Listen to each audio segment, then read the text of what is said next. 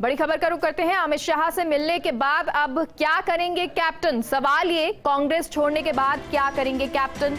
दूसरा सवाल ये, कांग्रेस के खिलाफ प्रचार कर क्या हासिल करेंगे कैप्टन? कई सवाल यहां उठते हैं और फर्स्ट इंडिया के माध्यम से हम आपको बता रहे हैं, भाजपा ज्वाइन ना कर आखिर क्या है कैप्टन के इरादे? तो तमाम जो सवालात हैं वो यहां उठते हैं, क्योंकि जिस तरह से अब कैप्टन ने ये साफ किया है कि वो कांग्रेस में नहीं रहेंगे, कांग्रेस के खिलाफ प्रचार करेंगे लेकिन बीजेपी ज्वाइन नहीं करेंगे, तो इसके बाद तमाम सवाल उठना लाजमी है। सूत्रों के अनुसार कैप्टन बना सकते हैं एक नई पार्टी, संभवतः पंजाब विधानसभा चुनाव से पहले कैप्टन कर सकते हैं ऐलान। 25 से 30 विधायक भी बताए जा रहे हैं कैप्टन के संपर्क में। और सचमुच इस स्टेज पर अमित शाह ने खेला एक शानदार मास्टर स्ट्रोक, क्योंकि कैप्टन की नई पार्टी को भाजपा दे सकती है बाहर से समर्थन, और इस स्थिति में नहीं रहेगी संघ और अकाली दल की कोई भी नाराजगी। अलबत्ता पंजाब में कैप्टन की नई पार्टी जीत सकती है 15 से 20 सीटें, क्योंकि अब अमित शाह से ये मुलाकात हुई थी कैप्टन की और इसके बाद कई कयास लगाए गए कि कैबिनेट में उनको जगह मिल सकती है, कृषि मंत्री उनको बनाया जा सकता है, बीजेपी ज्वाइन कर सकते हैं। लेकिन जब अमित शाह से मुलाकात के बाद अब कैप्टन ने ये साफ किया कि वो बीजेपी ज्वाइन नहीं करेंगे, उन्होंने ये साफ किया कि वो कांग्रेस के खिलाफ पंजाब में विधानसभा चुनाव में प्रचार करेंगे, तब तमाम सवाल उठे कि अमित शाह से मिलने के बाद कैप्टन का क्या विचार है, क्या वो करने वाले हैं अगर वो कांग्रेस छोड़ते हैं, क्योंकि जिस तरह उन्होंने कहा है तो कांग्रेस अगर छोड़ते हैं तो उसके बाद कैप्टन क्या करेंगे? कांग्रेस के खिलाफ प्रचार से कैप्टन को हासिल क्या होगा? अगर वो कई विधायक अपने साथ मिला भी लेते हैं, पार्टी बना भी लेते हैं, तो क्या उससे हासिल होगा? कांग्रेस को नुकसान पहुंचा सकते हैं, लेकिन क्या वहां पे जीत हासिल हो पाएगी? क्या चीजें हासिल होंगी? तो ये सवाल। और भाजपा ज्वाइन ना कर आखिर क्या है कैप्टन के इरादे? क्योंकि जब उन्होंने ये साफ किया कि बीजेपी में वो शामिल नहीं होने वाले हैं, तो ऐसे में हो सकता है कि वो एक नई पार्टी बना लें। पंजाब विधानसभा चुनाव से पहले कैप्टन ऐलान कर सकते हैं, नई पार्टी का वो ऐलान कर सकते हैं। 25 से 30 विधायक भी बताए जा रहे हैं कैप्टन के संपर्क में। अगर अभी भी बात करें तो सूत्र कहते हैं कि कैप्टन के संपर्क में अभी भी विधायक हैं और इनकी संख्या 25 से 30 है। अगर वो उनके साथ मिलते हैं, नई पार्टी बनाते हैं, तो इस स्टेज पर अमित शाह ने ये एक शानदार मास्टर स्ट्रोक खेला है, ये कहा जा सकता है। और हमारे साथ अदिति नागर दिल्ली से जुड़ गई हैं। अदिति, अमित शाह से मुलाकात, हालांकि उसके बाद कैप्टन का कहना कि बीजेपी में शामिल नहीं होऊंगा, उनका ये कहना कांग्रेस के खिलाफ प्रचार करूंगा विधानसभा में, क्या वाकई ये देखा समझ सकते हैं हम कि अब नई पार्टी वो बनाएंगे? देखिए, बहुत सारे हैं कैप्टन अमरिंदर के पास, लेकिन भारतीय जनता पार्टी का विकल्प केवल तभी है जब फार्मर्स इशू को सॉल्व किया जाए। देखिए, सरकार फार्मर्स इशू वापस नहीं लेना चाहती, बिल वापस नहीं लेना चाहती, वो बीच का रास्ता चाहती है। बहुत लंबे समय से, बहुत लंबे तरीके से ही कोशिश कर ली, लेकिन कैप्टन अमरिंदर पंजाब का और किसानों का एक बड़ा चेहरा है।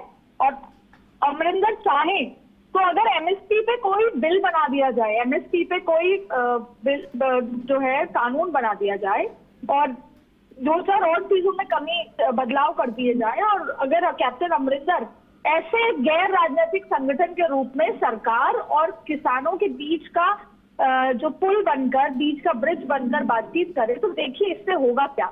इससे भारतीय जनता पार्टी का सबसे बड़ा जो हर्डल है पंजाब चुनाव और देश में चुनाव से पहले, वो हट जाएगा और कैप्टन अमरिंदर विश्वास वाले व्यक्ति बन जाएंगे बीजेपी के। और कैप्टन अमरिंदर जो चाहते हैं कांग्रेस को, ना सिर्फ सिद्धू को बल्कि राहुल गांधी को जवाब देना, वो हो जाएगा। तो एक तीर से तीन निशाने। अब सवाल ये है कि वो बीजेपी में जाएंगे कि नहीं जाएंगे। देखिए, कैप्टन अमरिंदर आगे दिसंबर तक क्या कुछ करते हैं, उसमें बहुत कुछ बदलाव आने हैं। देखिए, और कई बार ऐसा होता है कि हम निर्दलीय करते हैं कुछ लोगों को, जिससे कि बाद में सरकार बनने के समय वो निर्दलीय भारतीय जनता पार्टी या किसी उस पार्टी के साथ आ जाए।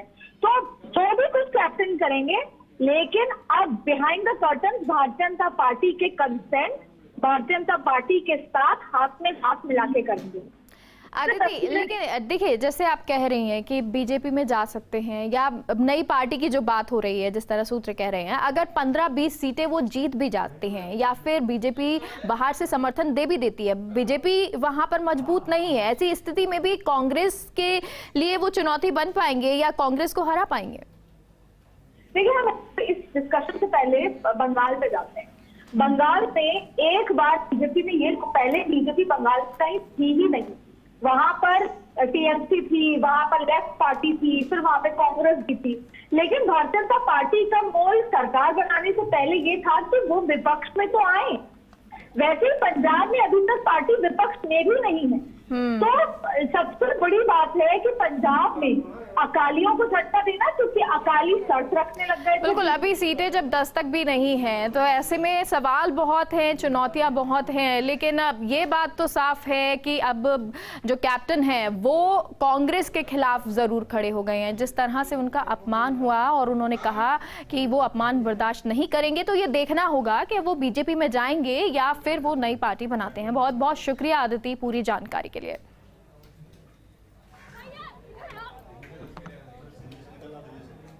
तो अभी इरादे क्या हैं कैप्टन के, क्या कुछ होता है ये देखना होगा, क्योंकि चुनाव जो है पंजाब में अगले साल हैं। हालांकि फरवरी तक ये चुनाव होंगे तो बहुत ज़्यादा समय नहीं है, लेकिन ऐसे में कांग्रेस की स्थिति भी बहुत डामाडोल है, क्योंकि अभी अमरिंदर का जाना बहुत नुकसान कह सकते हैं। और अभी जो स्थिति बनी हुई है, जिस तरह से प्रदेशाध्यक्ष के पद से इस्तीफा दिया है, उसके बाद से अभी स्थिति सही नहीं है कांग्रेस की। वहीं बीजेपी की सीटें भी बहुत ज़्यादा नहीं हैं, बहुत ही माइनॉरिटी में है, 3 सीटें लगभग पंजाब में हैं। तो ऐसे में क्या फ़ायदा होगा बीजेपी को, क्या चुनौतियां रहेंगी, ये सब देखना होगा। आगे बढ़ते